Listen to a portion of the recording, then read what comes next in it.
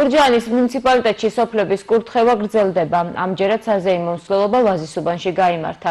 მომა გრიგორ მთვარელიშვილმა იოანე ნათლისმცემლის სახელობის ტაძარში წირვის აღსრულების შემდეგ ეპარქიის სხვა სასულიერო პირებთან ერთად სოფელი აკურთხა. მღვდელმსახურებმა მოსახლეობას დღესასწაულიც მიულოცეს. სოფლების კურთხევის მიზანია, რომ მოსახლეობას მადლი გადასცენ და სურვილი გაუჩინონ ეკლესიაში წირვა ლოცვაზე უფრო ხშირად იარონ.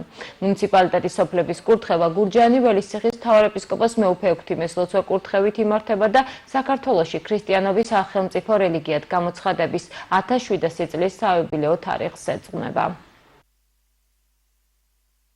ჩვენი სოფლის წინაპრებმა იოანე ნათლისმცემლის ტაძარი აღაშენეს, რომელსაც შეავედრეს, რა თქმა უნდა, ყველა წმინდა ღვთისმშობელი მაცხვარი, ეს ყველა შემწე იყო, მაგრამ განსაკუთრებით რომელიმე წმინდას შეევედრებოდნენ ხოლმე დღესასწაულს და იოანე ნათლისმცემელმა იქცა ვაზისუბნის სოფლის დღეობად.